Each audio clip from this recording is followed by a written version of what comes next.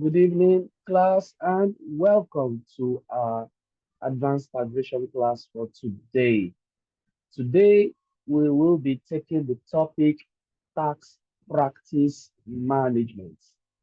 Now, this topic is not a calculation topic, it's one of the warm-up topics we are going to be taking in preparation for our calculation topic we will start from the next class. Now, tax practice management. What is it all about? Now, our purpose for studying this is to understand the process of tax consultant engagements by the clients. Then we'll understand the roles that tax practitioners play in the tax practice. Then we'll look at the nature of the documents that are being kept by the clients and the tax consultants. Then look at the services performed by tax consultants to their clients. Then we will now shift our focus to the revenue officials. What are the codes of conduct expected of them? And this is also expected of tax consultants. So we'll be looking at majorly tax consultants with their clients, then the revenue authority. Now, some of us here will want to go into tax practice. And when we go into tax practice, it means that we'll be interfacing between our clients and the tax authorities. And so when you open your office as a tax practitioner, what are some of the services you will be doing? Now, some of the services that a tax practitioner will be doing ranges from compliance. Now, with compliance, we are trying to comply with the tax law. It means we are trying to make sure that all the things you are going to be filing is in line with the tax laws. You're also going to be complying in terms of deadlines so that you meet up the deadline. So everything compliance, you're going to be doing that services to your clients. Then we also have planning. Planning involves taking advantage of opportunities beforehand that will make you reduce your tax, pay less tax, and also be compliant. So it means that some of the things that the clients may be doing for the last period, you may have seen that it's not going to be working this period. You now have to plan. When we say planning, it means that you are preparing your mind and your activities beforehand, before that period arrives. So you do tax planning. So we are in January now. The period of January to December is usually 1 year. That's the tax year for some companies. And before this time, tax consultants, probably from October, November, they started planning for the next year. Now, with some of these new laws coming into effect, new regulations, they are planning how it will affect their business. And so tax practice involves this kind of planning. You advise based on that. Then we have the advocacy. Now, when we talk about advocacy, advocacy has to do with you are speaking on behalf of your clients. You are advocating for them. We usually hear senior advocates of Nigeria, that's for the lawyers. What do? They represent their clients when they have issues.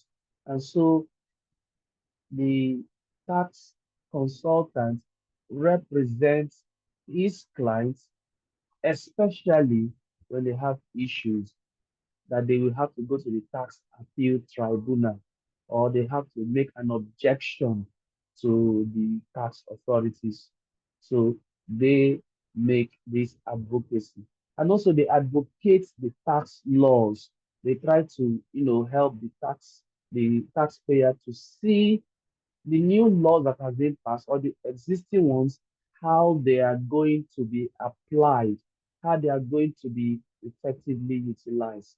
So this tax compliance services deals with timely filing of returns, payment of the required tax, like as I mentioned before, and planning involves structuring your book in such a way to pay minimal tax, and a tax advocacy arise when there is a dispute between taxpayer and tax authority necessitating representation in the courts.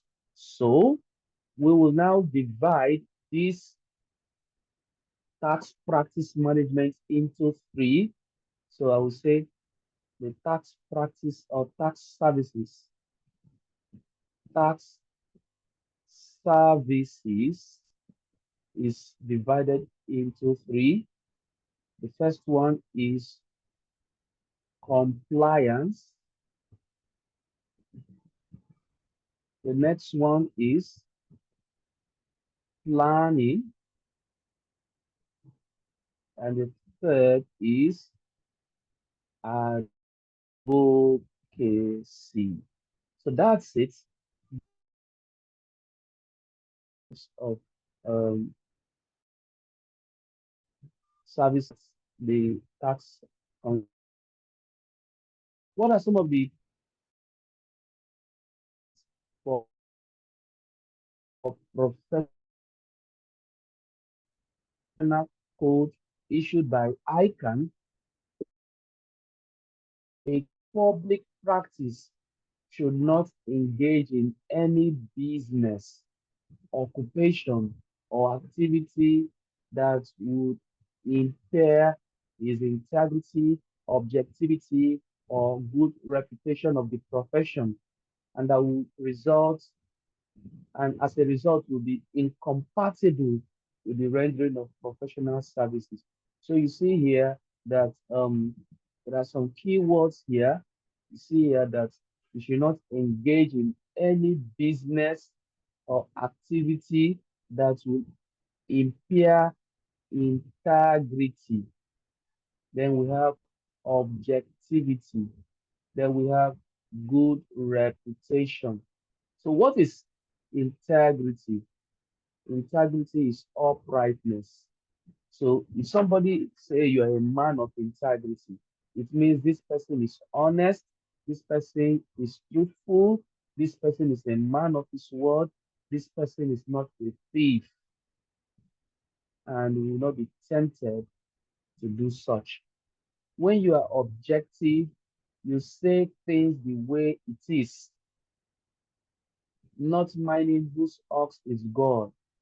So it means that if it is somebody who is like your favorite, is engaged in that, will you be objective enough to tell him to his face that you have done wrong? Or will you try to sugarcoat it? Objective, objectivity also having for somebody who is giving you, if you're having a client where you are depending, majority of your earnings come from him. And now if he's doing something shady, will you want to offend him so that he will now say, okay, I don't need your service anymore? So objectivity comes into play. So you will be seen to be both objective in appearance and objective in mind. Then we have good reputation. That is where this integrity, good faith comes in. Good reputation of the profession. The profession is known to be one of integrity. And so if you are engaging in anything that will hamper the integrity, then you will be having issues with the Institute of Chartered Accountants of Nigeria. Now, clients and engagement acceptance. Now, communication with clients. There will be a need for timely communication with clients relating to appointment and acceptance of offer to act as tax consultant. Now, you know something, when you are having to employ somebody in your office and you want capable people to apply for that post, what do? You send out notice, you put the specification of the job, you put the qualification, you will need somebody with a number of experience. Now, anybody who meets that will come and make a presentation, and if he's choosing, that's it.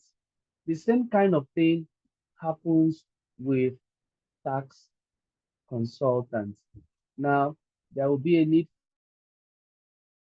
for them. Now, instead of the tax authority, the clients to, send out notices, they are the one that take proactive step to approach the client and bring their proposal. Their proposal is like their own CV.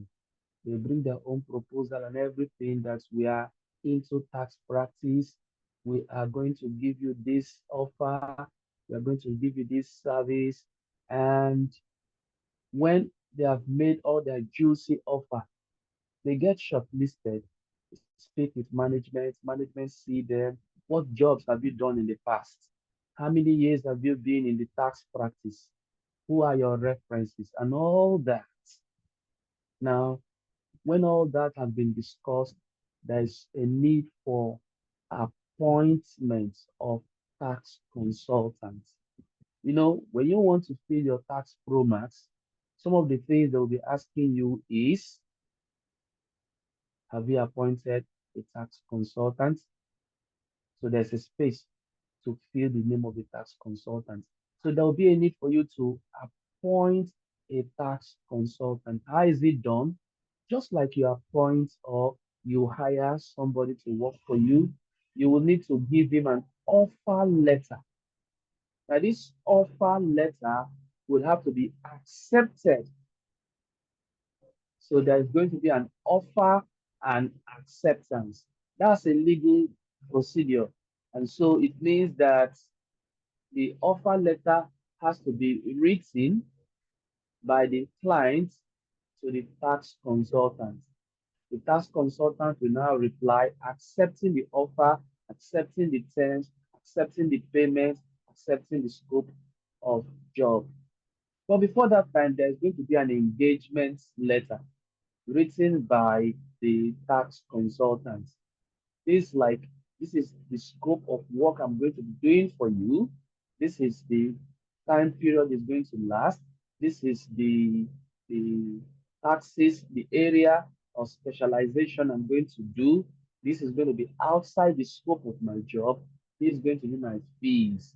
And when that engagement letter is going to be issued by the tax consultant to the client will study it, will come to an equitable agreement that, okay, add this thing, remove this. When that is settled, before the offer letter and acceptance letter is being done.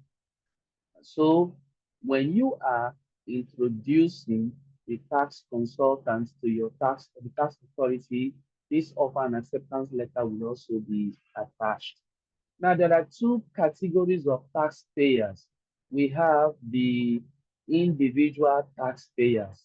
The individual taxpayers are you and me and any business name. For example, Go Getter Professional Consult is a business name. It is an individual taxpayer, strictly speaking. Strictly speaking, because a business name has no legal leg to stand on its own. Now, when we call corporate taxpayers, we mean limited liability companies or public liability companies. But business names are now kind of being looked at as corporate taxpayers because, you know, like in Lagos State, a business name could have a tax ID different from the owner. So let us look at it away from a strict legal term. Individual taxpayers is when you are answering your name and your surname in the eyes of the law. It means it is an individual with hand and feet. Corporate taxpayers are businesses that are paying tax. Now, both individual taxpayers and the corporate taxpayers, they file their returns to the state internal revenue and the federal inland revenue. Now, in the case of the individual will file to the state board of internal revenue, or I would say state internal revenue service, SARS, while the corporate will file with federal inland revenue service. So like in the case of Lagos State, this is Lagos State Internal LIROS, LIROS. That's in the case of Lagos. In the case of FCT, is FCTIROS or FCT, yes, IROS. So that's it. It is therefore important that when appointing tax consultants, the client must specify the scope of the assignment in the engagement letter. So the scope would be that, okay, you are covering withholding tax, you are covering VAT, you are covering personal income tax, director's assessment, payee. Um, Uh, sorry, 1 second. I'm sorry. okay, ask your question. You want to ask? Sorry, yeah. Earlier you mentioned that the before the tax consultant usually would issue engagement letter to the client first before the Mm, client then give the offer letter. But now mm, you're saying the client specify in the letter of engagement, like yes, so I mean, normally, yeah, normally it is a consultant that uh, writes the scope of what he is offering.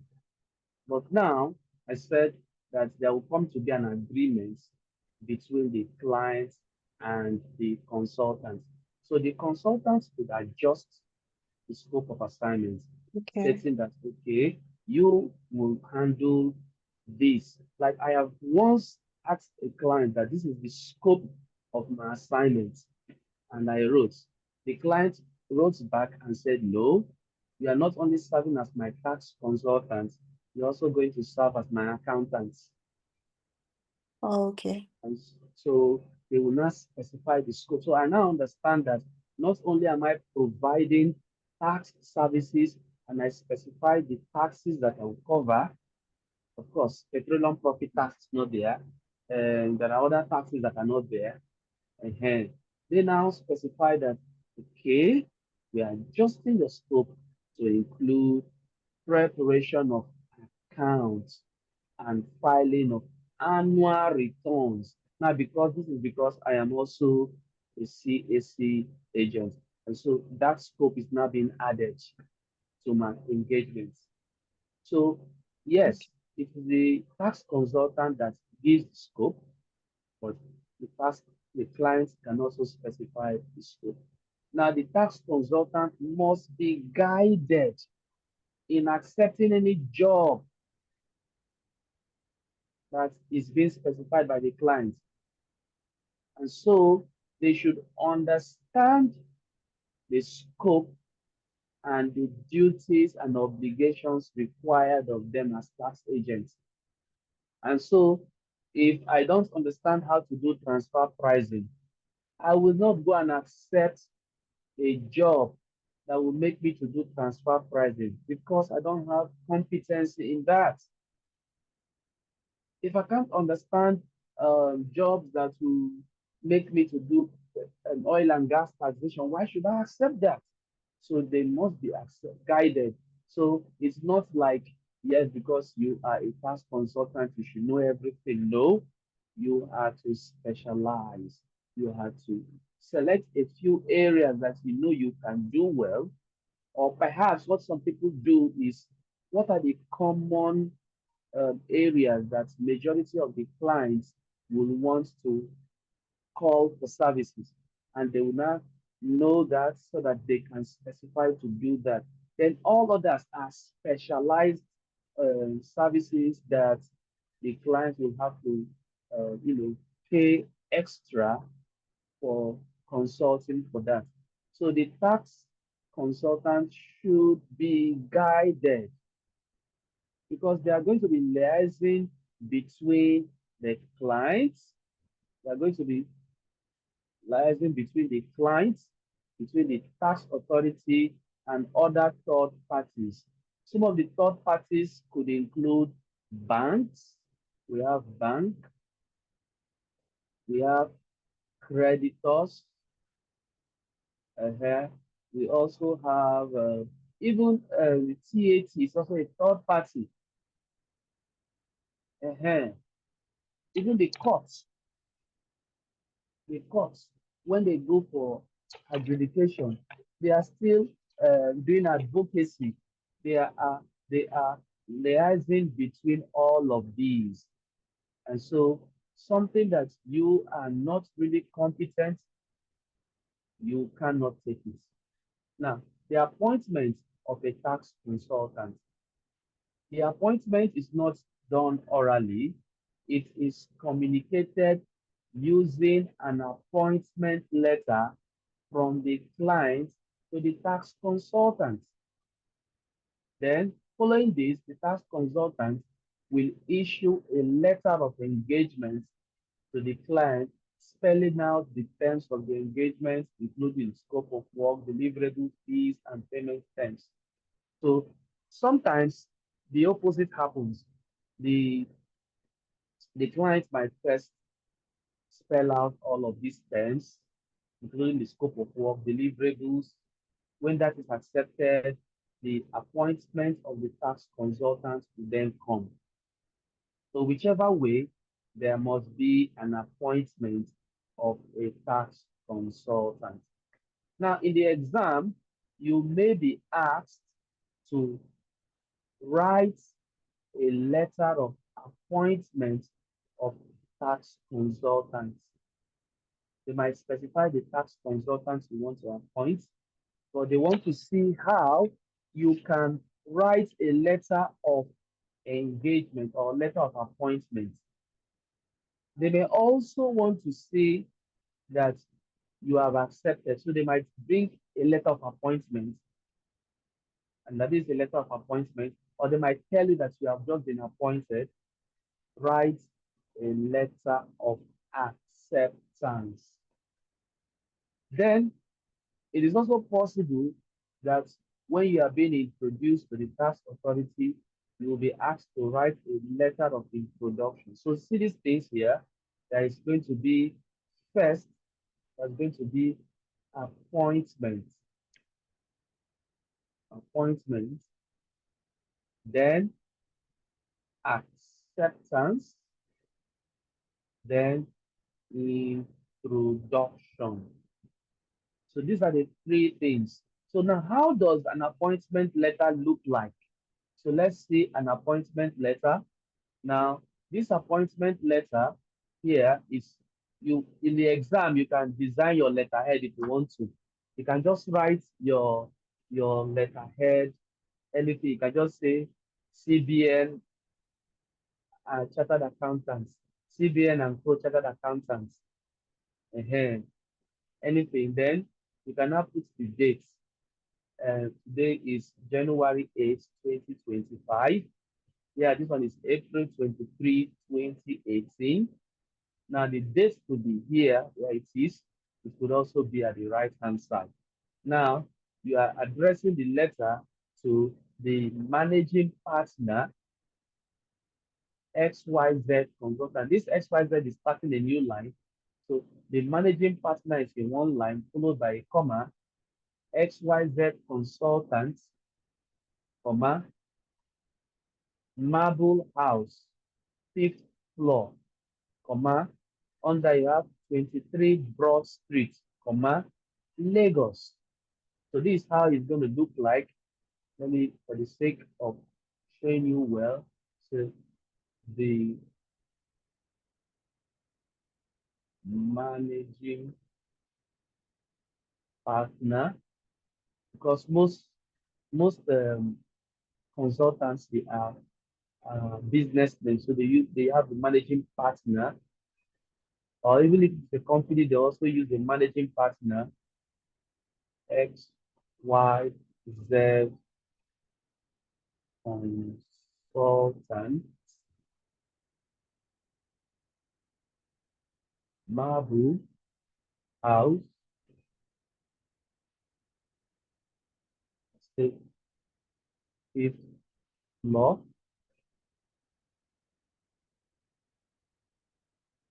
23 Broad Streets, Lagos. So when that is done, the next place, dear sir, appointment as tax consultant. Now, take notes of the wordings, how it is being structured. You can structure your own differently. We refer to the discussion held recently with our directors on tax and related matters. We hereby confirm that management has approved your firm's appointment as tax consultant to our company with immediate effect. Please note that the services to be rendered include tax matters of employees, director, and the company. So you see, tax matters of the employee, what does it mean? It means you have to do payee. Of the director, it means you have to do director's assessment. Of the company, you have to do company income tax. Then it's possible that you're going to be doing VAT, you're going to be doing withholding tax. All of these things are included in tax matters of employee, director, and company. So you need to know which tax belongs to employee, to director, to company. So that's why they just state it now. Then here says you are to please liaise with our financial controller who will provide you with all necessary information and financial statements or records which you might require in the course of carrying out your assignment. We propose a meeting with you for Thursday, 28th of April, 2018. What date is this year? This is 23rd, okay, in 5 days' time, by 2 p.m. at our Sululere head office to finalize the details. We look forward to a mutually beneficial business relationship between our company and your organization. Yours faithfully for DDB Nigeria Limited, that puts a signature, and this is the person who is signing it, managing director. So you can see how it is being structured. Your own wordings could be anything, but the question that you'll be asked will provide the guidance on how you will provide the write-up. They might tell you that the company has hired your company has appointed your firm to render tax services that will include that of the employee, directors, and company. Write an acceptance letter to that effect. So you can now start writing all of this. All this proposing a meeting with can be these are extras. You can just make it to make your work look sweet and you make your work look different from another person. So now there are other things you should note. The heading should be appointment as tax consultant. Then the person signing, the person signing is signing on behalf of his company. And now the next one now is the acceptance of this offer. Now, when the letter of appointment has been given, there must be an acceptance. It's an indication of readiness of the tax consultant to do the job. Now, below is an acceptance letter that you can write. Now, the tax consultant is writing in his own letter, then is writing to the managing director, BDD Nigeria Limited. They are located at 4 Brown Road, Surulere, Lagos. Now, the heading is acceptance of offer as tax consultant. Your letter, your letter dated April 23, 2018 on the above subject refers.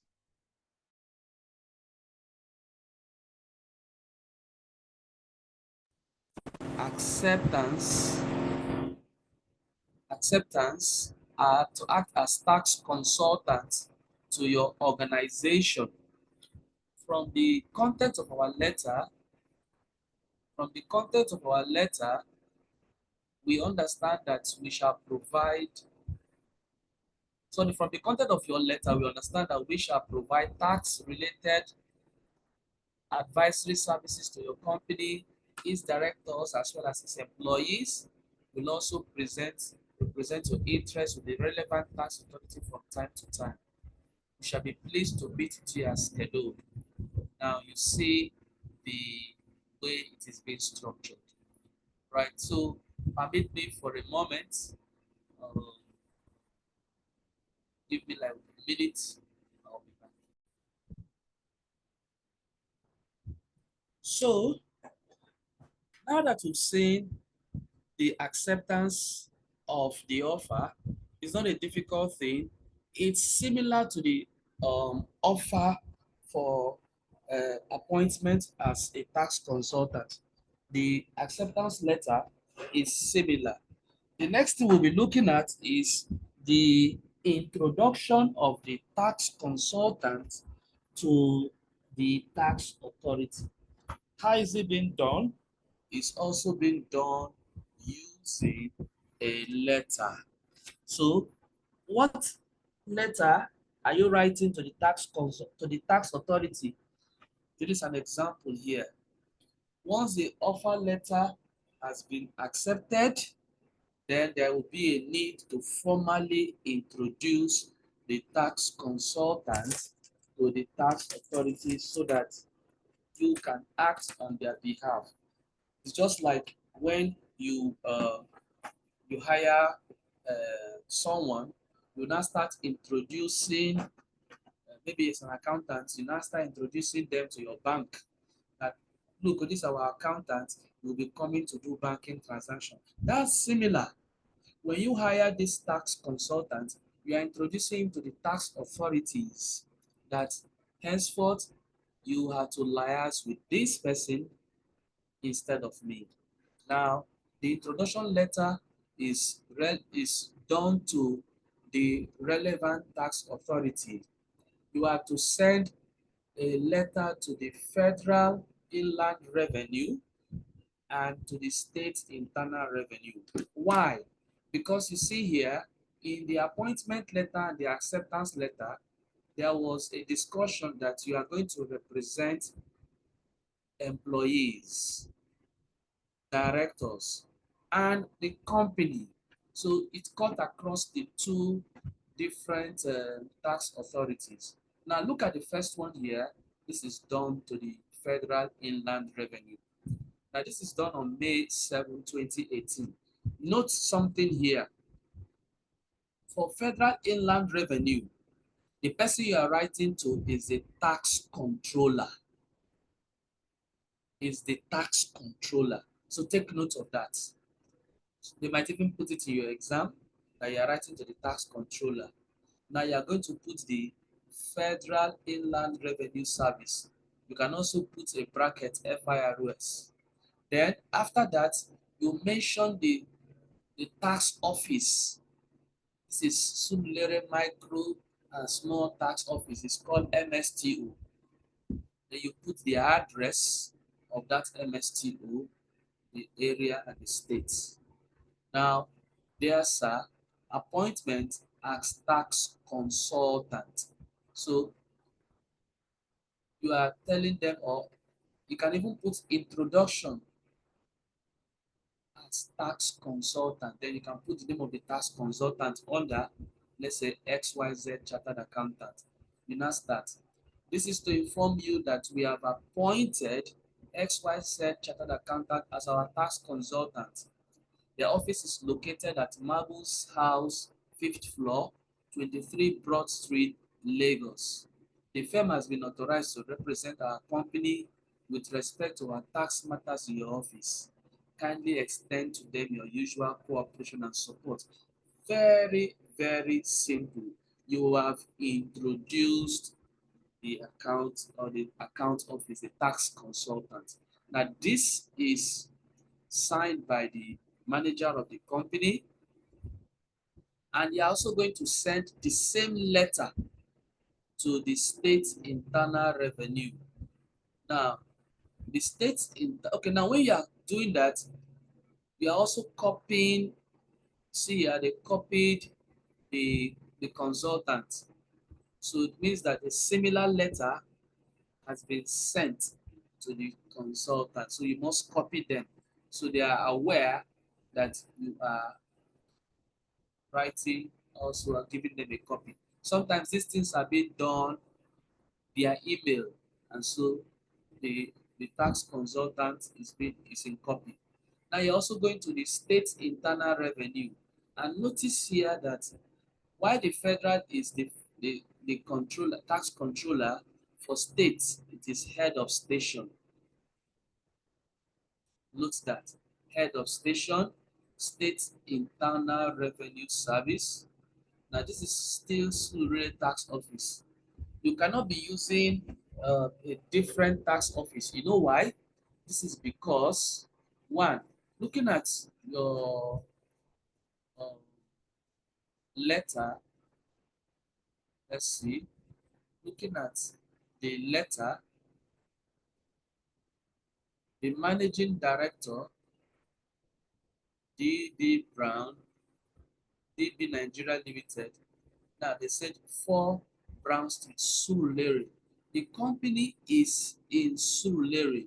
So you are going to be looking out for the tax office that is closest to your office. So you cannot be at Surulere and be applying for introducing them at Agege. No, it doesn't work that way. Or at Ikorodu. It has to be very, very near. Now, the same thing that you've written to the FIRS, that is the same thing you are writing to the state internal revenue. The only thing is that the address is different, and that entity have copied. So note, a similar letter of introduction to be written to each state internal revenue service where the company have a branch. So it may be that the company have a branch in Lagos, have a branch in Ogun State, have a branch in Abuja, Port Harcourt, Calabar. You write to their state internal revenue, and you're going to copy the tax consultant. So that's all for the So sorry. you so say I'm in Lagos and the company I'm using is in Lagos. I'm writing to Lagos State Internal Revenue Services.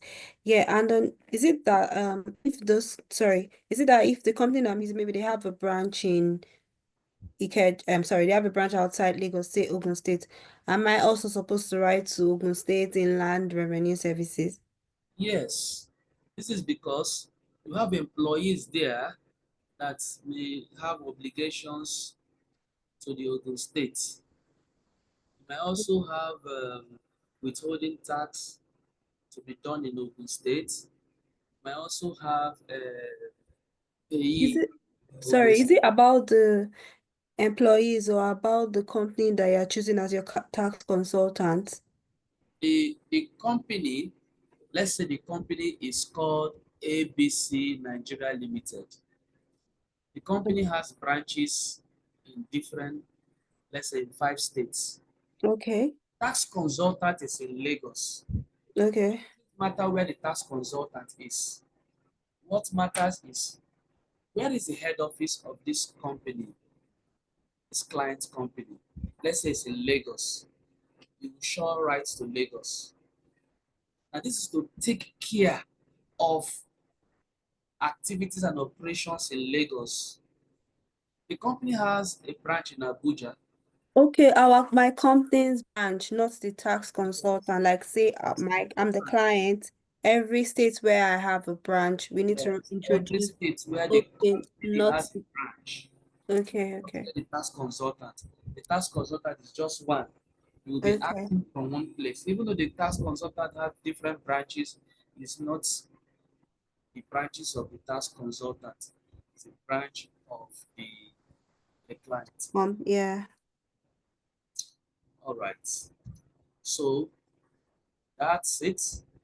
Now let's go to um, communications with the tax authority. Now, what happens when the offer letter is given, acceptance letter has been exchanged, introduction to the tax authority has been done? Now, most times when you are going to fill your tax pro max uh, form, either online or at the FRS office, they will want you to bring, if you have appointed a tax consultant, they will want you to submit that letter. Now, the moment you have submitted, it has been stamped and accepted, the tax consultant starts his job. Communication with the tax authority takes place. Now, the tax authorities rely on documents and first-hand information provided by the taxpayer through their consultant in determining the tax liability of the taxpayer. And you see here, the taxpayer will start communicating that, okay, we are filling our forms, we are filling a VAT form, we are filling a tax form, we are filling all of these things to communicate with the tax authority. You have communicate with a questionnaire. This is when we started operation. This is when we were incorporated. This is when we started. This is our financial year end and all that. Communication with the tax authority has taken place. Additional information can come from third parties. We said banks give us bank statements. It's a third party. Insurance, landlords. So we have tenancy agreement. We have suppliers, your customers, shareholders, register of companies, other stakeholders, even auditors. So a tax consultant will liaise with auditors. Now, upon the under the provision of the FRS Establishment Act and other tax regulations, the relevant tax authority have rights to receive or demand for additional information from taxpayers and third parties on matters affecting any taxpayer. So you see, who will provide all of that is the tax consultant. So the tax consultant relies with all these third parties and get all this information that the authorities are requesting. Communication with the tax authorities, I said before, will be in the form of a questionnaire when you are filling, um, file or registering for income taxes or for VAT. They will ask you all these questions, um, financial year end and all that. Then you also have to file the tax return within the time limit provided by the law. So when you are filing your tax, let's say your VAT, you are filing VAT. When is VAT supposed to be filed? It's due on the 21st of January. By filing, you are communicating with the tax authority. Now, do you know that for for the state internal revenue, by the end of January, all taxes payees and even all payees would have should have been concluded by ending of January, because payee, you are supposed to be paying them every year, every month. You pay for the previous month. So by January, you are supposed to be paid for December, and you're supposed to be consolidating and paying for payee, making sure that the payee for the whole last year has been regularized, because you want to collect something called the tax card for the employee. This is a form of communication. Do you also know that by fail to do your filings on or before January ending, you stand to pay 500,000 naira as fine? So to prevent that, you file within the time frame provided by law. Then there's also self-assessment and objections to best of judgment. These are some of the things that the tax consultant will do in communication with the client. We learned the previous time that when there is a notice of assessment given to you by the tax authority, who will object to it? The tax consultant. Then if there is a NORA given, who is going to appeal to the tax appeal tribunal? Your tax consultant. What are these doing? They are communicating tax authorities. Then when the tax authorities have queries, so they will have a desk examination, and they will tell you that um, we observe your account of maybe 2023 that some items are not clear. You mentioned that this is miscellaneous. Kindly explain what and what is listed in miscellaneous, because it's not clear. You say this is transportation. Kindly provide evidence that this transportation was done. Kindly provide some documents that show that these expenses have been incurred and they are wholly, reasonably, necessarily, and exclusively incurred for the business. Who will respond to those queries? It is the tax consultant. And so communications have come a long way. Now, we mentioned registration with the tax authorities as part of the communication. Now, how is this registration done? When you are registering with the tax authority, you go with the certified true copy of your CAC document.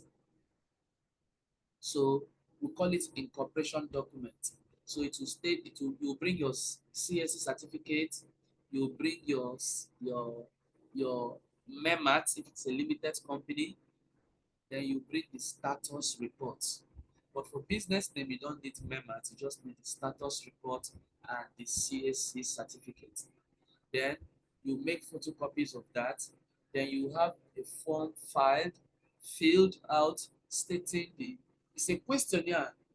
You state the name of the business, the registration number, which is the ROC number, the date of incorporation, then the registered or residential address, and the business address. So note now that there is a difference between registered address and business address. What is the difference? Registered address is what you registered with CAC. This is the address you gave them when you are registering the business. What is the business address? This is the physical location of the business. So it could be that when you are registering the CAC, you were in Lagos and perhaps you used your house because you don't have an office. You wanted it to be a virtual office. And for some time, you are now using your house as your physical address. So that's your business address. When your business address change, maybe you now have a shop, maybe you are living at K2 before, and now you now go to Surulere. That is where your physical address is. You have to change your business address. That is what is in your letterhead. So it means that your business address is in your letterhead, while your registered address is in your CAC form. So your registered address will not change because this is what you have with CAC. Your business address may change. So sometimes business address and registered address could be the same thing. Then the names and addresses of the directors. So now I want to tell you that there is a difference between director and shareholder. So sometimes one person could hold these two positions. I'll come to that. Names and address of directors. These are the people who are managing the business, who are manning the business. It could be one person, it could be two, it could be more. Now, note here that a director must be an adult and must be a person. A company cannot be a director. So you cannot say that Zenith Bank is a director of ABC Limited. No, the director must be a person. For example, Patricia Obasui is a director. So you must be an adult, you must be a person. Now, shareholders are owners of the business. The directors work for the shareholders. Now, the shareholders could be an adult, can be a child, which is a minor, it could be a company. As long as you have a share or a stake, you are a shareholder. Now, these days, a shareholder could be one person having 100% shares. It could be one company having 100% shares. So it could be the same person who is the shareholder that is the director. So do not just assume that the director is the same as the shareholder. In some companies, it is so. In some companies, it is not. So that's why we need to know the names of the shareholders. So if they are the same, you write the same name. And their shareholding, you now put their percentage, not the figure. So it means that, let's say Patricia, she has, let's say 20%. Benita has, say 20%. Janet, say 20%. Who again? Tosi have 20%, so 20, 40, 60, 80. Then remember one, maybe Chima have 20%. That's all. Put their percentage. So you don't need to put the figure, except they are asking you to put the figure in words. Maybe because this may not be 1 million shares, it could be 2 million shares, it could be 5 million, it could be 10 million. So as you are putting their percentage, you can put the value if it is needed. Then any other directorship held by the directors. Say for example, Chima is a director of Go Getter. Now this is not shareholding, this is directorship. Chima is a director of Go Getter. Chima is a of FCA. Chima is a director of Chimaroke and Sons. You have to state all other directorship. Then you have to state the precise nature of the business. So maybe your business includes trading. It could be buying and selling. It could be legal services. It could be anything. You have to state the precise nature. How do you know that? You go to your CAC document and look at the nature of business that is being registered for you. That is the nature of business you should also put. Whether or not the business has any predecessor. If it has predecessor, that means you are taking over the business. Maybe the business is a reconstituted business. I used to give an example. Let's say MTN Nigeria is a foreign company in South Africa. Now, when MTN Nigeria moves away and MTN Nigeria comes, this is a Nigerian company. This is MTN and this is MTN. This MTN is a reconstituted company. The predecessor will be MTN. So if you are a reconstituted company and this is your predecessor, you have to state whether it has any predecessor or whether it is starting afresh. That's one thing. Then the date of commencement of the business. Now, don't confuse date of commencement of the business with the date of incorporation. I have seen a client of mine who, without before filing, before involving me as consultant, he used the incorporation date as the date of commencement of business. And he was incorporated in November. And he has December as his account year end. So that made him, for that year, he had to now pay tax for that year, for 2 months. And he has not commenced business. He has to account for that year because he has said he has commenced business. So if you have not commenced business, you will write yet to commence. Yet to commence. So in that case, when you are yet to commence business, you'll be filing something called statement of affairs to show that you are yet to commence. But when you have commenced business, for example, Go Getter commenced business on January 1, 2020. That was when it commenced. It was incorporated on 27th of November 2019. That is what you will give to them. That this is the date of incorporation.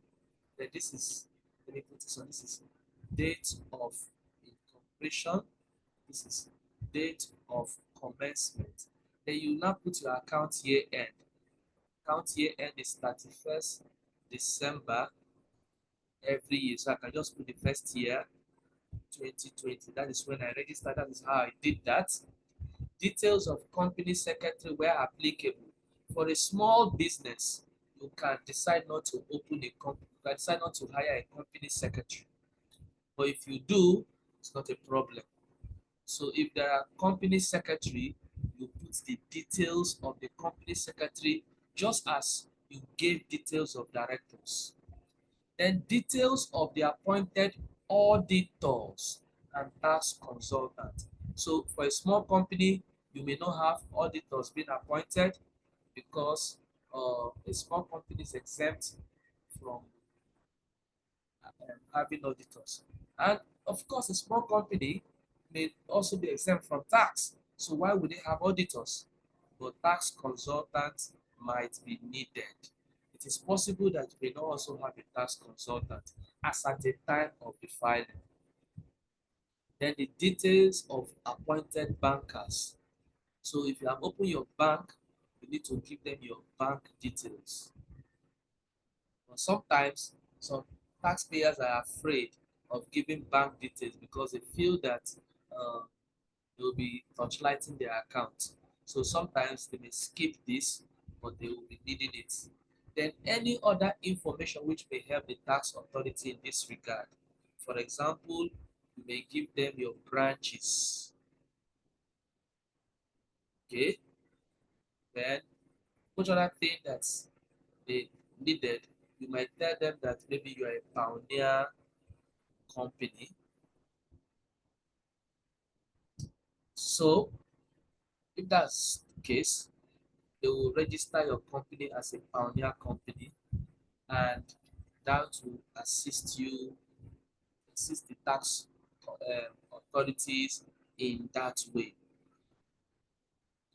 Now, that's for the registration of income tax. Then we have VAT registration. So it means that as you are registering, if you're writing letter, sometimes what I do is that I combine the two letters as one. Registration for CIT and VAT. But you make the letters two copies. You might write the same, you can decide to write one letter, registration for CIT, different, registration for VAT. So every vatable person, a vatable person is somebody who is required by law to pay VAT. So you are required to file an application for VAT registration at the nearest FROS office. Just a moment. All right, so these two registration is important. VAT and CIT. Very important. If you don't register for them, then you'll be in serious problem. Now, filing of the returns. A company that is registered in Nigeria, when are you supposed to file your returns? Your first filing, which is a new company, must file its first returns 18 months after incorporation or 6 months after its first accounting period, whichever is earlier. Okay, so let's do this exercise now. Let's look at this now. So GGPC, GGPC. Now look at the details. Date of incorporation, let's say it's 27th of November 2019. Now let's say date of commencement now happen to be January 1. Now instead of 2020, it is now 2021. Then account year end is 31st December 2021. Now the question is, when is the first account due for filing? All right, so how do we solve that? So the first one is 18 months after incorporation. So let's check. We have date of incorporation is 27th of November 2019. Then due date be what? 18 months after. So let's check. From November, we have December, 1 month in 2019. The whole of 2020, December is 12 months. Add it to that 1 month, that's 13 months. 14, 15, 16, 17, 18. So by May 2021, so let's say May 27, 2021, or we can even say 31st May 2021. Now this is the first one. Now, yeah, the account year end is 31st December 2021. So of course, okay, let me change it to 2020. Let it be more interesting. This is 2020. Okay. Now, 6 months after, 6 months after account year end. So I will say account year end, that is 31/12/2020. Due date is going to be 30th June 2020. So between this due date and this due date, which one is earlier? Of course, it's this. But if the date of commencement is January 1, or let's say July 1, let's say it's July 1, 2020, and it's for 1 year. Let me just say this is May 1, 2020, and it ends in 30th April 2021. 6 months will be May, June, July, August, September, October. Should be 30th October 21. So you can even see here that 31st May is earlier than 30th October. So you see now, you just have to do that first calculation. 18 months, 6 months, because the tax authority will be doing their own same calculation. That's why they got those details. All they will just do is that they will go to their Excel file. They will create an Excel file. Maybe they will have it a system generated thing. When they put your date of incorporation, the system will generate 18 months when the company is due to file. If you put yet to commence business, the system will take you that 18 months you are going to file. If you put your date of incorporation and your account year end, the system takes 6 months after the account year end and compares the two to know when you are going to file the first one. And so for someone who wants to comply, you need to know when to do your filing so that you do not fall prey to penalties. Now, with respect to personal income tax, an individual must also provide relevant information in the specified format at the beginning of every assessment year. So with respect to personal income tax, the LROS, you'll be giving information on annual returns, you'll be giving information on payee, there's withholding tax. Then these are the three main ones that you are going to be filing for the year. Okay, there's development level. So there's a specified format at the beginning of each year, like in January, which is done on or before 30th. And you are going to download that CSV file, fill it, and upload.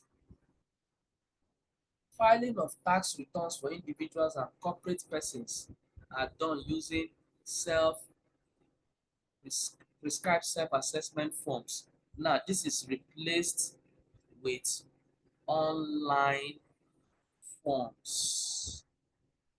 Online forms in the form of CSV file. A CSV file is like Excel file, but it's not Excel. strict sense of the word, but they have grid lines like Excel. It can be converted to Excel, but when you are using it, you don't convert, you upload it as CSV files. Then there is a supporting document. Some of the supporting documents could be um, your account statement, audited or management account, your bank statement. So these are some supporting documents. Now the following are usually forwarded to FRS as tax returns within 18 months of incorporation or 6 months after the end of the first accounting year. Now there's a signed audited financial statement. Now this is for large companies that have auditors. For small companies, you can have management account signed. Now with a covering letter from the tax consultant. So the tax consultant will write a letter stating that uh, these are the taxes, these are the documents that are being submitted, list them in order. These are the documents and that are being submitted or letters being submitted. Page one is this, page two. That covering letter might even serve as a table of contents for the tax authority so that they will not miss everything. And this should be in the letterhead of the tax consultant. We are assuming here that the tax consultant is also having a practice license because here we're talking about tax practice. Not some tax consultants who do not have a practice license but will be hiding under the client. So there are some people who do not have this license and because they know taxes and they are consulting, they will not write with their own letter, they'll be writing with the client's letter. So although that is admissible, but we are looking at a situation where the tax consultant is practicing and has a license. So he writes with his own letter. Then there's a capital allowances and income tax computation. Of course, your income tax, you have to calculate your capital allowance. Your capital allowance is shown on a separate sheet. It is different from your dated financial statement. Your dated financial statement will show uh, profit before tax. If it's going to show profit, if it's going to be showing tax, there's going to be a note that this is note, maybe note 16. That is where the tax was being calculated. Now that tax, that income tax computation be needed. This income tax computation will not be complete without the capital allowance because it will impact on it. So there's capital allowance, there's income tax. And now there is self-assessment form for education tax because when you are doing income tax, the same time you are doing education tax. But thank God for Tax Pro Max, as you are doing everything is being done at the same time. So you don't need to start filing uh, differently. Just like in the year 2020, you need to file uh, income tax separately, education tax separately, and if you have like 10 clients in 10 different tax stations, you have to visit each of the tax stations and submit it and have it stamped, and you get your own copy. Thank God for online. You can sit down in your house and do everything within the hour. Then evidence of payment of the self-assessment tax computation. So evidence of payment will be the teller you use and pay in the bank. So you might even go to the bank before you start filling all these things. You would have gotten these papers, fill them at home, gone to the bank, make payments for all your clients, then take the evidences and attach and take it to tax office. Now, this material here is of the old school where the taxes are done manually, filed manually in the offices. But these days now there are online payment channels. Ever since the online payment channels come, I've never gone into the bank to do for my clients. I will just go online, use the online channel, a receipt will automatically generate for me. That shows as evidence. I don't need to even file the receipt because they already have it. And these are the things that we are going to be filing. Due date of payment of tax. Payment of income tax. When is it due? On the filing date. The date that you are supposed to file. The last date that you are supposed to file, that is when it is due. For example, VAT. Let's say VAT is due on 21st of every month, following the month where the transaction occurred. That is when it is due to be filed and it is due to be paid. In the case of income tax, 6 months after your accounting year, that is when the taxes is due to be filed and paid for. Now, in the case of installments, it will not exceed 3 installments, and the first installment must accompany the submissions that you are making.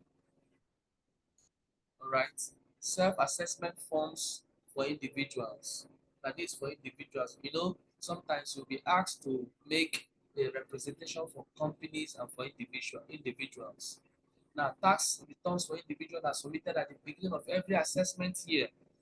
Now, for every individual, the assessment year starts from January. So, January, the assessments must be submitted. Excuse me, sir. Sorry, ask the question. The due date for filing. The due date is For filing, tax for filing. individual, right? Not individual, for company.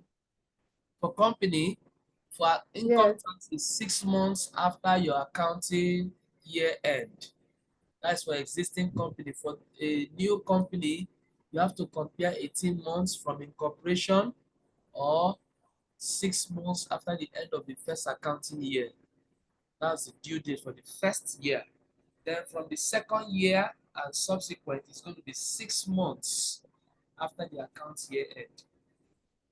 For individuals, especially uh, directors and all that, January 31st of every year, the self-assessment would have been filed.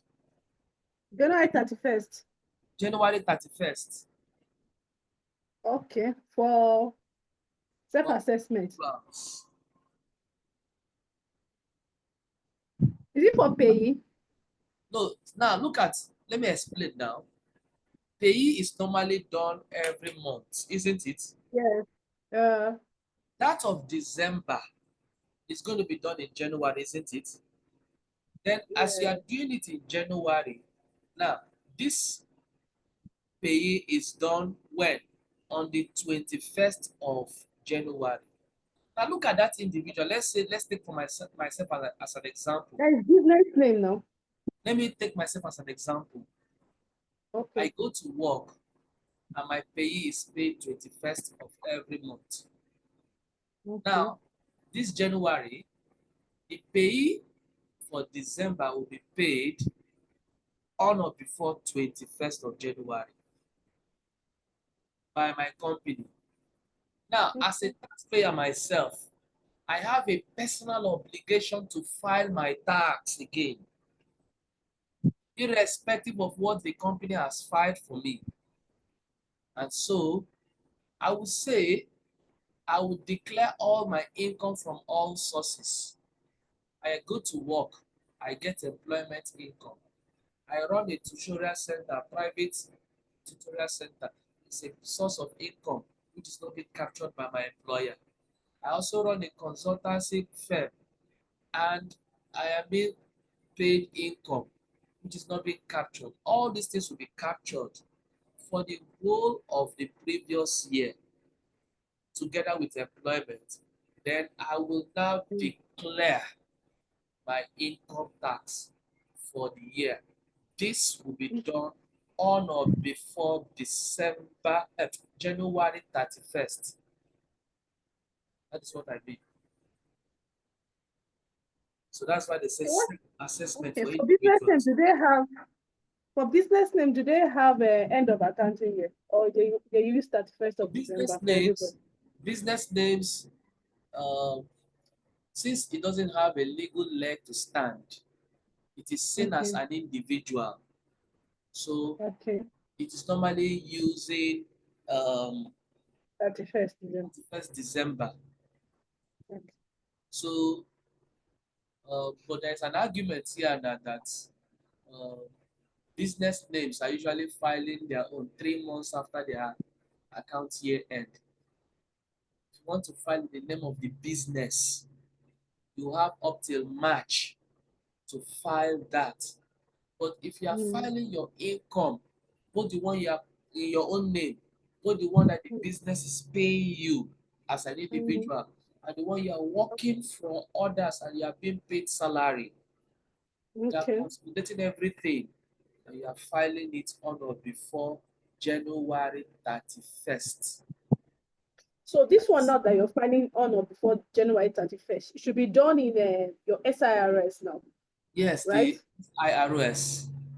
Yes. So the Yes. other one now, the other one will be labeled as enterprise because it's seen as an Yes, enterprise that one will and it will still be be done in treated. the LIRS if it's Lagos. But the thing is that the business has its own tax ID, which starts with a C. The individual have a tax ID that starts with an N. And so any tax ID starting with N must file their returns on or before January 31st. Any Okay. business name which have tax ID, I'm using Lagos as an example, starting with Mm, C, must file its return on or before 31st March every year. This is on okay. LIRS platform. If your business Okay. is a limited company and maybe you're using 31st December, you will now file on or before June 30 of that year. I'm using 31st December for December. the limited company to explain this. Mm, So is that clear? yes, thank you. Very good. Now, it is note here that the tax payment to either FRS or to SRS or to SARS can be made electronically, and it has reduced the working to go and submit all of these. Now, best of judgment. What is best of judgment? When we were talking about tax appeal tribunal, we said sometimes the tax authority will bring best of judgment. What is best of judgment? Now, when the taxpayer has failed to do the self-assessment within the time frame specified by law, you have missed the deadline and you are filing late. Whether you file one day after, you are filed late. The organization, which is the FRS, reserve the right to give you a best of judgment. In fact, especially if you don't even file at all, they have the right to say, okay, based on our intelligence report or based on what you have observed, a business of the same caliber as yours have filed like this and like that. Maybe there are 5 businesses like that in your locality that have reported this income and reported this filing, this tax. Using that as a benchmark, they might say your best of judgment assessment is going to be similar. But let me tell you something. If you let the tax authorities to give you best of judgment assessment, they will give you ridiculous figure, and they will tell you within 7 days, come and pay. What are they doing? They are making you to come and make yourself accountable. They know that what they are doing is not the right thing, but they want you to come out from your hiding.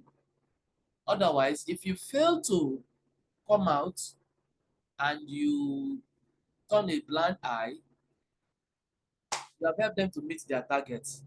That tax will be seen as final and conclusive. They know that you will object to it and they want to see you, so you come. So they will just give you a ridiculous amount so that to bring you from your hiding to come within 30 days to raise that objections. Then they will start having conversation with you. Or yeah, bring this document, bring that, and all that. Let's look at the objection to best of judgment. Uh, I think, okay, this is different from what we did the first time. Objection to best of judgment. This is an illustration. ABC Limited is a trading company which has been operating in Nigeria for over 10 years. The company is duly registered for both income tax and VAT and has been filing returns regularly. Unfortunately, the company's account for the year ended 31st December, let's say 2017, could not be signed by the directors until August 1, 2018. Note, this is like how many months now? 2 months after the account year end. When the managing director returned from his medical trip, a best of judgment assessment for 4.5 million was served on the company with a date of 30th July 2018. The tax consultant filed and paid for self-assessment on August 2 as follows. For income tax, they filed 2.75 million. Education tax, they filed 260. The tax authority imposed a late penalty of 25,000 naira on the company thereafter. Now, this is the late penalty fee. They say required. As a tax consultant with many years of experience, write a suitable letter of objection to the best of judgment assessment. Now, which tax authority are you dealing with? This is ABC Limited. So you are dealing with who? FIRS. So take note, the tax controller. So you need to know the tax authority you are dealing with, the tax controller, Federal Inland Revenue Service, Integrated Tax Office, no shaking way, Ikeja. There, sir. ABC Limited, that's the name of the company. Look at their TIN number. And you know when you are dealing with Federal Inland Revenue, the TIN number is about 10 digits, 2, 4, 6, 8 digits here. There's a dash, then there's a 4 digit, which must be 0001. If you're experienced with that, you just put that. You can put any 4 digit, you can put any number here, but let this be consistent 001. You know that you know your onions. Objection. So all these are the headings. So objection to base of judgment number. You're the one formulating this. Dated 30th July 2018 for 4.5 million. That's fine. We write to raise a formal objection to the above quoted best of judgment assessment of 4.5 million raised on our above named client ABC for 2018 assessment year. Our grounds of objection are as follows. So you see, you are objecting on that's your grounds. Our client has been a good corporate taxpayer and has been meeting his tax obligations over the year. That's a good grounds to object. 2, the company's accounts were audited on time but could not be signed by the directors until the end of July 2018 due to ill health of the managing director. Photocopies of his medical report for treatment received in Toronto are attached for your perusal. This is important because if he's not in the country, you must prove that he went out of the country for health reasons. That's it. The best of judgment was served on the company a few days ago, and the tax returns and self-assessment form for income tax, education tax, and late penalty were submitted to your office on August 2. See photocopies for ease of reference. We therefore will be therefore grateful if you will please discharge the best of judgment assessment of 4.5 million on compassionate ground and substitute with the self-assessment returns for 2.75 million based on the income tax computation already filed. So now you're objecting not that the tax authorities have done the wrong thing. One, you are stating that you're a good corporate tax. Based on e-health, you could not do it in time. You have agreed to pay the late penalty, which is of course okay.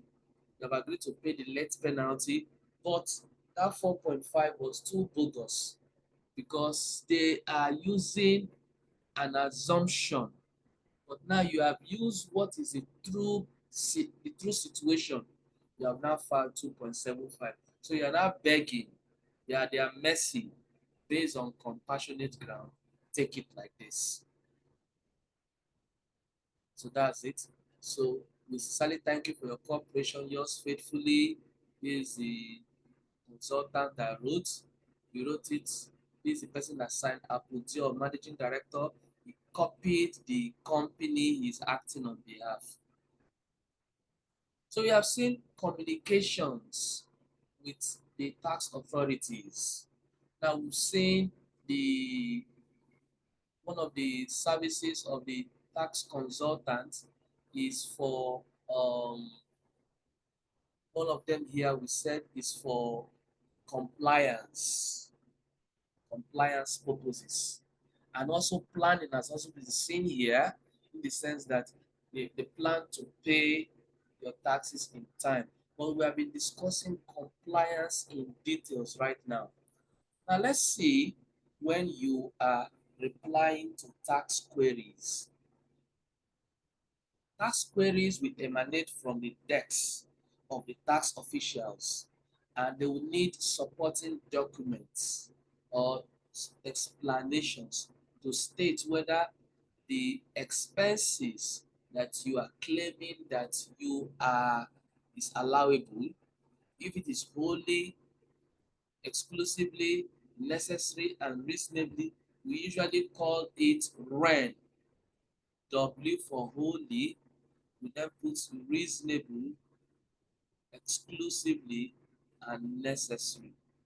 It is called REN. So when it meets the REN criteria, you need to explain that it meets the REN criteria. If it doesn't meet, then they will disallow it. The tax query may not follow a specific pattern, but tax practitioner must have a better understanding of the taxpayer's operation and have a technical know-how so that they can better respond to any tax query. Now, the following issues may be raised by the tax office from related documents being submitted. So they want to ascertain whether supporting documents for the assets that you say you have exist. What are supporting documents for this asset? At least the asset must have an ownership. So are you the owner? Is the company the owner? Provide evidence of that. The asset must be physically located somewhere. Okay. Sometimes some people will locate their assets in a physical location. They may also mark their assets in a unique way. And they have a register, asset register, where these are being documented. We have liabilities, income, and expenditure, whether supporting documents of all of these exist in the name of the taxpayer. Now they want to check whether private expenses were included in the account. Let's say, for example, you are using your house as your business and you now put rent and you want to take rent as allowable deduction. Part of your rent is your private place where you sleep, where your kitchen, your bedroom. It's not your office. Maybe it's just one room that you designate as your office, or two rooms. Maybe you're living in a duplex and you just have two rooms as your, or one room as your office.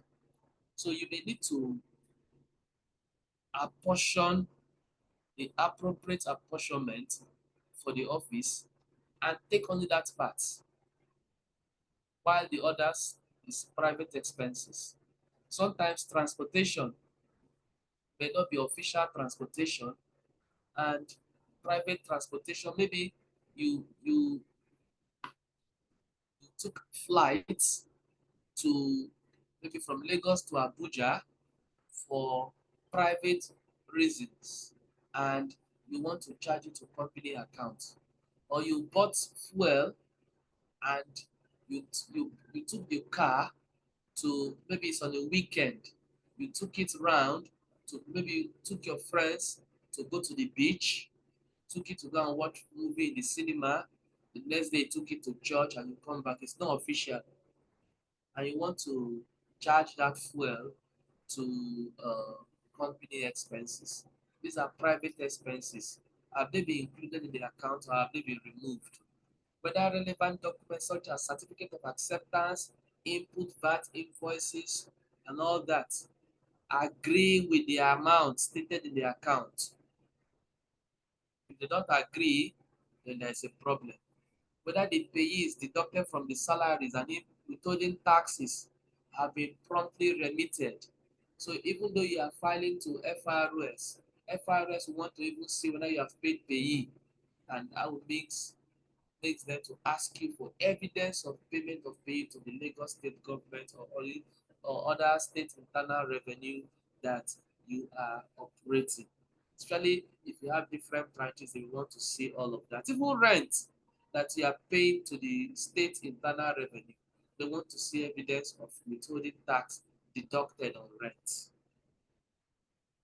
Whether capital expenditure in the form of cost of increase of capital have been written back. So all this capital expenditure, uh, increase of share capital, incorporation expenses, bad debt that are general depreciation. They want to see whether you have added them back because you would have deducted them from your financial statement. But when you're calculating your taxes, whether you have added them back. They also want to see whether losses and carried forward rules have been observed. We have what they call carry forward losses, current year loss. There are some rules guiding these losses, which we will discuss when the time comes, whether they have really observed them. Now, when replying these queries, you would need to be ethical and use professional language as much as possible. Now, you are a tax consultant, right? You don't need to speak like a layman. You'll be speaking as, excuse me, as a tax consultant, using the language to show that yes, you know your onions. You may need to quote decided cases to prove your point. You may need to quote tax law, section this, subsection that, to prove your law. That's why for you to go into practice, you must have books like lawyers.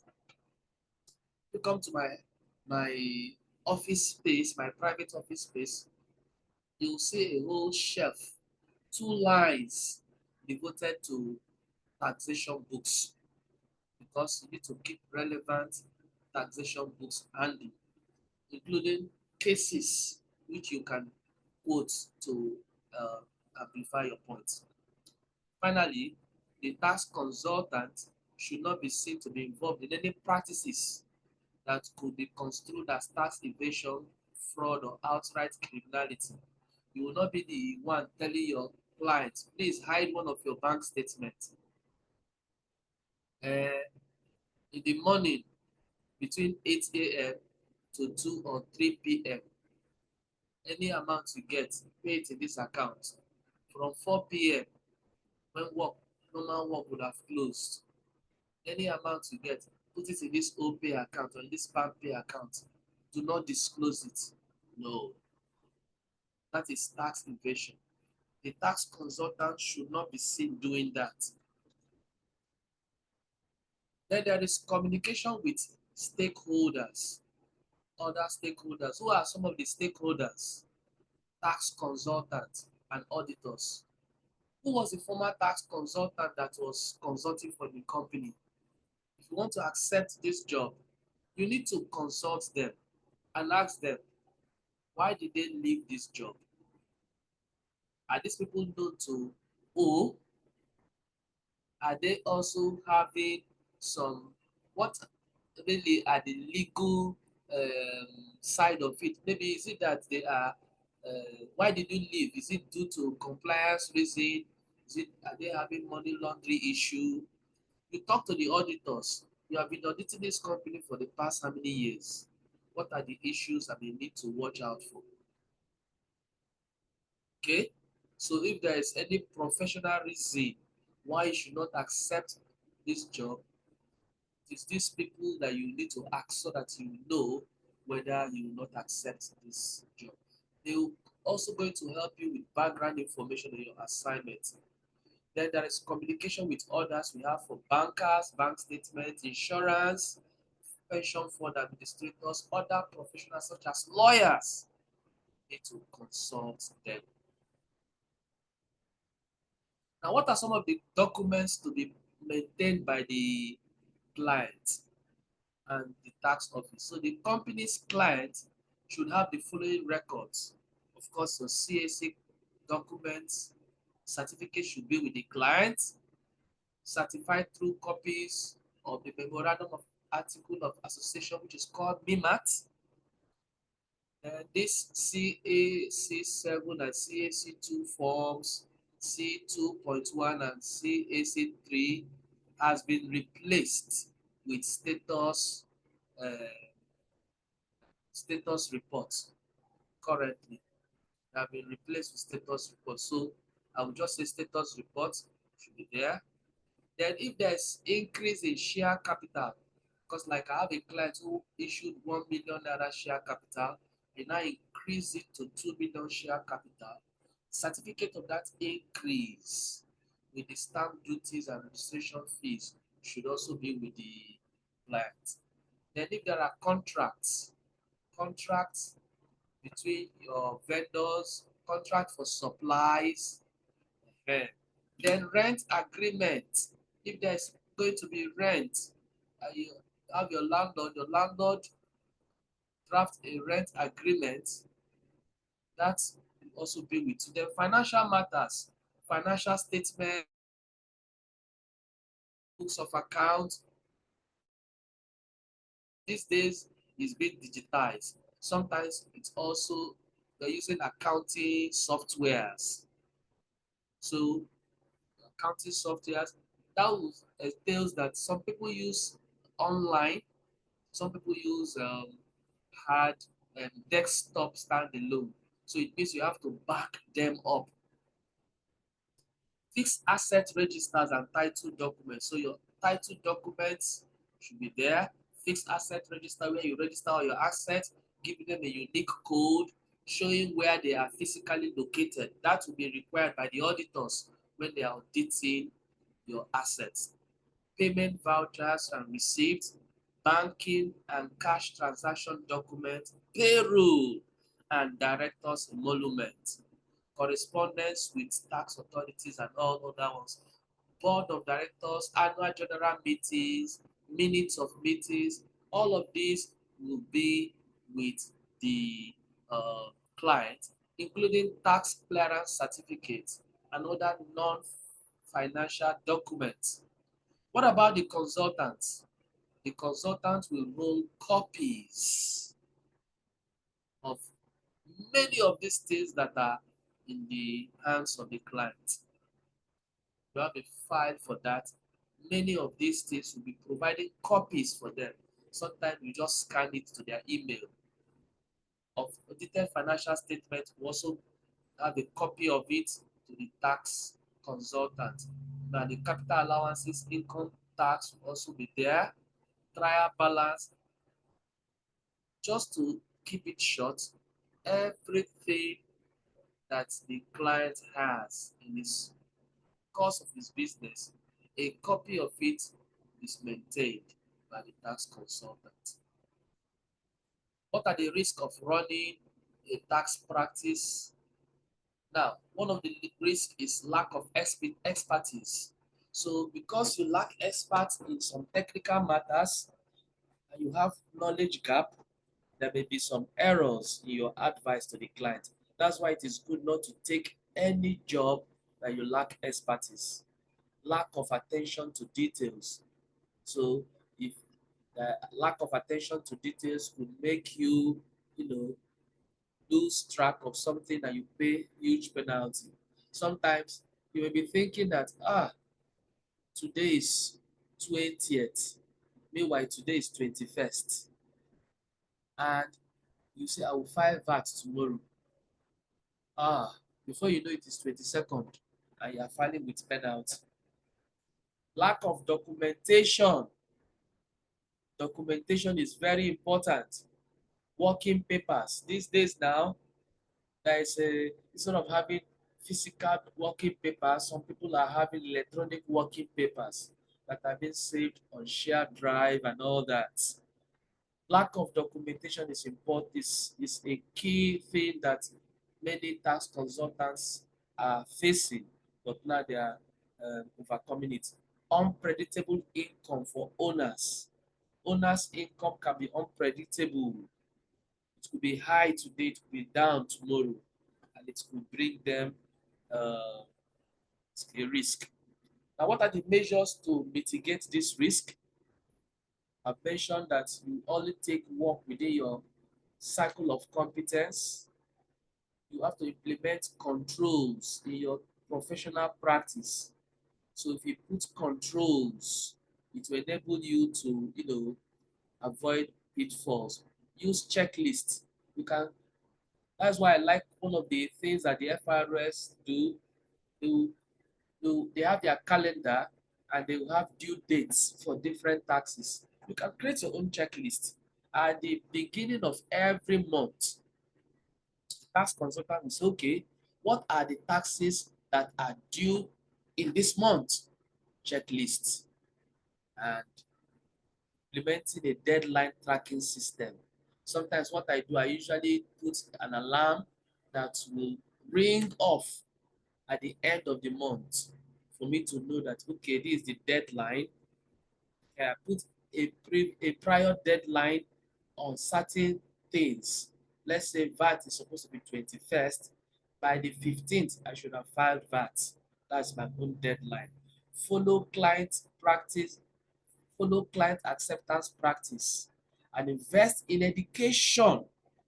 In education, you need to attend webinars, seminars. For example, tomorrow, being Thursday, the 9th of January 2025, ICANN CITN Taxation and You will be on air, and we'll be talking about taxation. Many Saturdays, some ICANN and CITN districts are holding webinars, training people on these matters. These are educations. You buy books, tax books, you buy tax journals, you read them online, subscribe to free uh, journals, and you invest in education. Then document all material advice in writing, not just rely on voice communication. Sometimes after the voice communication, you can write up and say, okay, based on our discussion, this is what we agreed, right? Then the person will say yes. Or you can agree to record the conversation so that you can later write it down. Then um, obtain professional valuations. Yes, it will help you a lot. Professional valuation. So uh, when you want to evaluate maybe a particular asset, get a valuer to professionally evaluate it. All right. Benefits of running a tax practice, because own your own schedule. You have the schedule at your own disposal. There's financial benefits. You are profitable. You are the owner. You decide when to get paid. You are not an employee. You pick your own team. You have opportunity to pick your own client, to create your own vision. And these are some of the advantages. Now, there is also technology coming in to affect tax practice. Technology is now here. We have the AI, we have the internet. They are all helping to, run the tax practice. Now, what are the advantages of using technology? We have the ease of doing business because it's now automated. Imagine if there is no tax pro max and you have 10 clients, the one you have in Lagos and the one you have outside Lagos. The cost of going to go and file these taxes, piece of paper, will be much. But here, you can sit down in your house and file. Cost savings, the cost, time, and money spent when there is no automation is saved when there is automation. Efficiency, because it is automated, it is done in the internet, you minimize mistakes. Instead of pressing calculator, you are typing it on the system, and the system will generate you a summary, and you, before you now submit, you will now say, okay, oh, this is a mistake. Sometimes the system will tell you, please don't click submit if you think this is in error. So you have chance to, check whether there is mistakes. So it improves your efficiency and your effectiveness. Then we have health. So the health of the individuals is being, protected. Technology. Some of these technologies that are being used in tax practice now include cloud accounting. So we have cloud accounting, we have things like QuickBooks and Sage and other things that help you to do your accounting on cloud. Even some of them, you have them on your mobile devices where you can use your mobile phone and also do invoices, create receipts, and file your account, do your accounting. We also have what again? Cryptocurrency, cloud modern tax technology assists with the complex nature of cryptocurrency tax reporting, which is very, very, very important. So you see here that technology has come to stay. Now, I'll briefly talk about the code of ethics that not only is being applied to the tax authorities now, even tax consultants will also apply, because these are also the ethics that I can expect all tax or accountants to now. Tax authorities will have that code of ethics. Auditors, your tax consultants will also have that. But now I'll be speaking in the line of the tax authorities. But just know that it applies to them, others. Now, for the FRS, some of these ethics include discipline. You have to be disciplined. You have to follow rule and regulations. Senior officers must show good examples to the junior ones. So it means that you are disciplined enough to come to the office early. You are disciplined enough to obey what the rules are saying. You do not bend the rule. You must be loyal to the government. It means that you must be doing what the government asks of you and not be doing your own outside what the government has asked of you. If you are doing your own pocket as opposed to what the government has asked you to do, you are not loyal. You are not loyal to the government, you are loyal to your stomach. You must give adequate service for the salaries you are being paid. Then you must be honest. You must be honest in your performance of your duties, and you should not take a bribe. You should not demand for anything. But we know that in Nigeria, let me not talk so much because this is going to be on air. So, but you must be honest. You should not demand or receive anything, either cash or in kind, for the discharge of your official duties. Now, you must be courageous. Courage is important here when you are bringing some people to book. Somebody is not doing something that is morally right. You have the courage to correct that.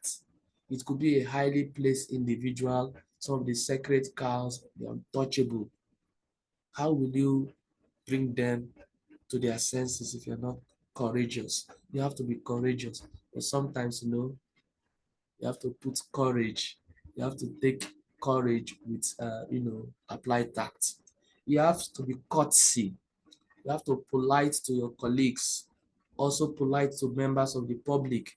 Do not carry the stress of your house and reply harshly to people who are coming to seek public services. So you have to be polite. Then tact, you must be tactful.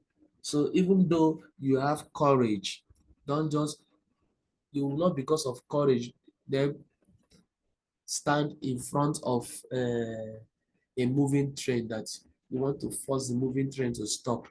No, that is foolish courage. You must be tact. Even though you are showing courage, you have to be tact when handling some situations. Okay? Then other things here include confidentiality. You should not reveal third-party information to another person. You should not reveal another client's information to another client. Even the government may have no right to pry into their books of the tax consultant, except they have a reason to do so. The only time that confidentiality will be breached is when you are doing it for the best interest of the public, or when there is a criminal case involved. A best example of people who are confidential in nature is the bank. If a husband wants to check the account balance of the wife, he will not be given that privilege. It's confidential. Okay? Even if it is your age grandparent that open an account, he has to be physical, he or she has to be physically present for you or the person involved to see his account balance. So that's confidentiality. So penalty for failure to fulfill obligation of secrecy, uh, the person shall be guilty of an offense, and the person who reveal that secrecy, it will lead to his or her dismissal. I've talked about condition when information on taxpayer is disclosed. Then we also have conflict of interest. Conflict of interest is when you are acting for two opposing clients. For example, you cannot be an advisor for, let me see, two opposing clients. You cannot be, okay, let me use football. You cannot be a coach or technical advisor for Manchester United and for Chelsea. You cannot be a tax consultant for Nigerian breweries and which other one again? Guinness. They are just two competing partners, two competing people. You cannot be acting. So sometimes you may be faced with conflict of interest where you will want to act for those two. So how will you manage those interests? Sometimes conflict of interest could be you are working for someone and it's also conflicting with your own personal side hustle. How will you handle that conflict of interest where you are using the company time they are paying you to do your own personal business? Conflict of interest is important. What should you do when a tax practitioner may be required to resolve a conflict of interest by applying the fundamental principle? It may be the best interest of the tax practitioner to document the substance of the issue, the details of any discussions, and the decision made concerning that issue.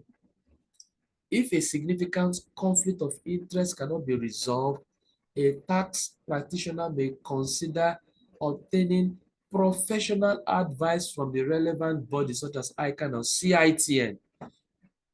The tax practitioner generally can obtain guidance on ethical issues without breaching fundamental principle of confidentiality. So you may just use an anonymous situation, remain anonymous.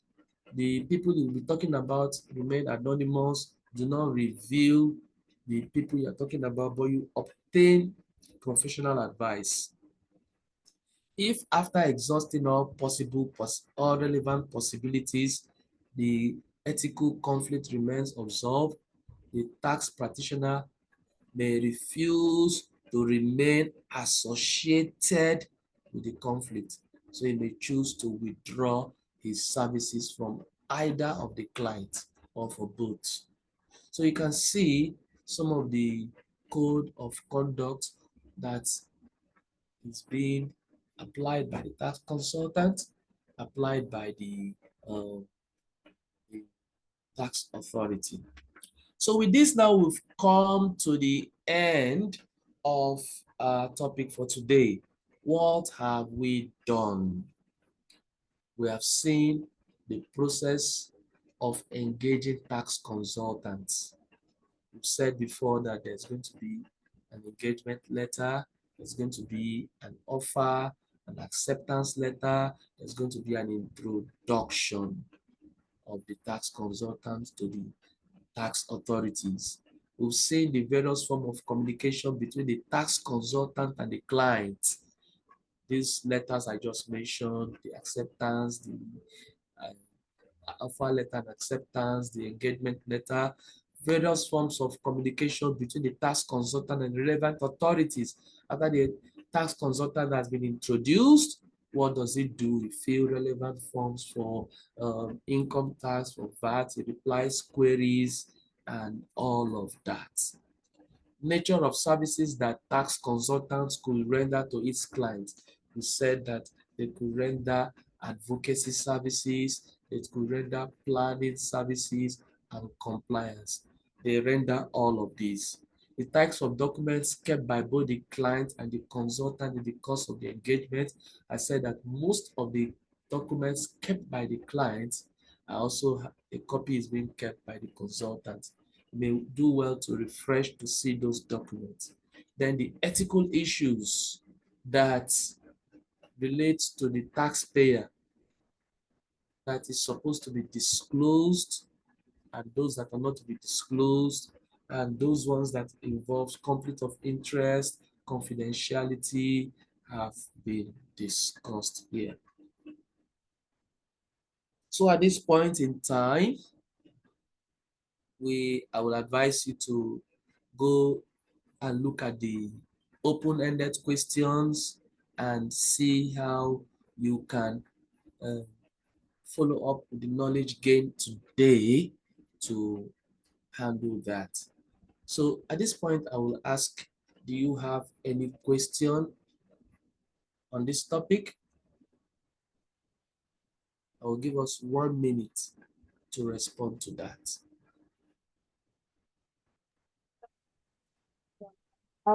I'm not sure, but I don't know. So when the tax consultant is filing the tax of the company, That's for the company. He files it to FIRS, right? And then when he's Yeah. trying to file the payee for the employers, they pay it to SIRS, right? Yes. Okay. So that's they do while he's doing for the company as a whole, the one for the individuals, like tax being deducted for are being paid to SIRS, that's for the states, but for the company Yes. it's sent to Federal Inland Revenue Service, right? Just Exactly. okay. Exactly. Exactly. And I'm sorry, the registration of the tax, when there's the form that you said they need to fill that would ask them names of directors, shareholders, the address of the business address of the registered address. That one is being filled by the client, right? The client can feel that. Sometimes the tax consultant feels that on behalf of the client because sometimes the client may don't want to make mistake. They want to. That is the job of the tax consultant to do that because this is communication with the tax. Yeah, I know that was after introduction of the tax console. The reason why I was thinking is the company was because there's a part where they asked to intro to I mean where they asked the name of the tax consultant, and I know you said that if it's a small company and they don't have tax consultants, then it won't be stated. Yes. So Okay, that's that's it for the normally is the company that should fill, especially okay. if you don't have a tax consultant, you don't have an auditor, you can do it yourself, you fill. But for those who have employed, they just Okay. leave the responsibility to the tax consultant to fill all of that. Okay. All right. Thank you. Welcome. Okay, my question is on VAT filing. The 21st of the next month after the month of transaction, is it both for company and individual? Yes, for everybody. Now, Okay. VAT is paid to the Federal Inland Revenue. So if an individual is doing a business where he is doing a vertical business. So let's say a business name and a limited company. They must have VAT because for you to file VAT, it means that you have sold to a final consumer. You bought an item that is vatable. You are not the final consumer. You bought it for resale. And as you sell it, you've collected VAT, which you are now remitting. So it means that you are not the final consumer of that thing you sold and you are paying VAT to the government. So you have to register on tax promas, both company, business name, individuals, in fact, that has, uh, of course, if you're, it could be that you are an unincorporated individual. All these people that are selling phones along the road that are unincorporated. But now they are seeing a way of exempting them from registration so that they will not be brought into all of this stress. But normally, both business name and companies that are dealing on vatable items must file the VAT on the 21st, on or before 21st. The Sorry, one FRS. last question, please. I'm sorry for myself. So, after the company has paid payees to SIRS on behalf of their employees, you also mentioned that say like before January 31st, individuals themselves must now file their return, which is inclusive of all of their other incomes as well as payee. What about cases whereby in those individuals, I mean, is it compulsory? Some people don't just do anything. I mean, after they pay their tax, normal work, they don't pay any of that. So, is it just individuals that have other businesses, or everyone must do that? Every person that is taxable should do that. Is the reason why some people don't do it is because one, the SIRS, let me use Lagos State as an example, they are they are not uh, They are not enforcing the penalty as much. That's one. Secondly, their their their platform is not that how will I say it? It's not that interactive enough to enable that. So let me give you an example now. Individual who is only an employee, he goes to work and they pay him salary. His only source of income is salary. And his company has filed for him. Yeah. The person will say, okay, why am I going to file again? My Yeah. company has filed for me. If I now go and declare, they will ask me to pay again. So why should I be paying what has been paid by my company? And so because of that, they will not do anything. Or they will go and declare zero. Normally, if you have a company employee, you should go and file and say, this is my returns that I have, this is the salary I get, this is the pay that was deducted from me. So there should be a place where you put payee deducted from source, which should not be charged again by you because you have said that it has been deducted by source. It is when the tax office now does their own background check and they say, okay, this man said 50,000 was his payee deducted from source. The company now filed and say, yes, it is 50,000 that we charge you and we are remitting it. They'll say, okay, this man is compliant. But if this man is saying that 50,000 has been deducted from source and the company is saying, no, it's 40,000, you will come back, you will see additional assessment on you with penalty, late returns penalty. So, but the system is not that interactive to do all of that. So some people will be apprehensive and say, okay, why should I go and file? Because the moment you now declare that this is payee, the system will just generate that you are going to pay this tax. But you'll be wondering, I have paid this tax again from source. So that's some of the challenges. But the right thing is that all individuals that are taxable should do that on or before 31st.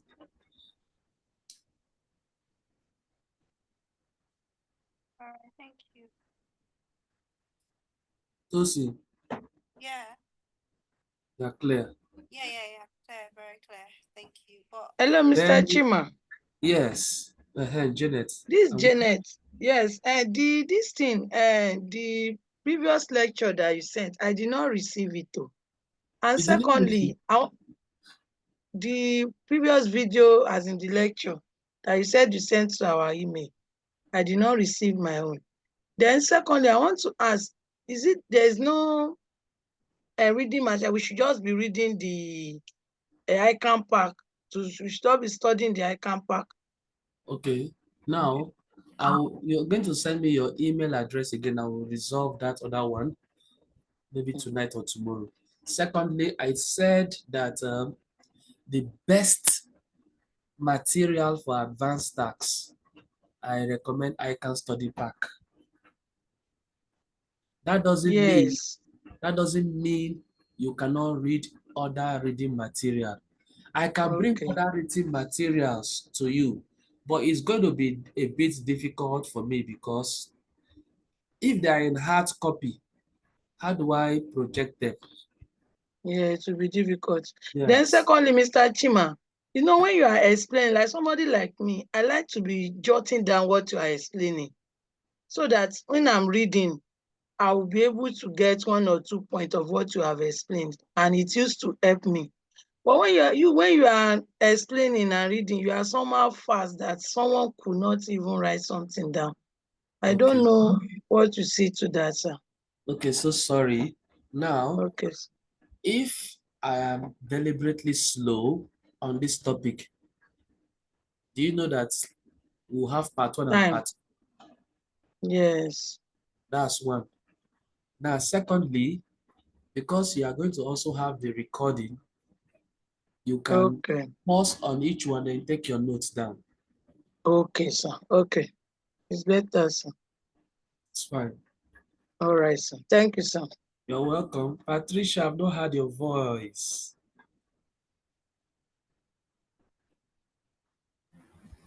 Adam Stachimo. Yes, ask your question. You have everybody wants to No, ask question. I don't have any question. Okay, no problem. So that means I want to assume that everything I've explained is clear. So Yes, in our next class, we will start building up um, momentum for calculation that will follow, and will be deliberately slow. Some of these things will have part one, part two, and part three. Okay, sir. So, because these are our reading courses that you can go and read, so it was a bit faster than, and we're also looking at the time and coverage. So at this juncture, I want to say thank you for coming to class. The recording will be ready tomorrow before midday. Thank you once again and have a good night's rest. Good night, sir.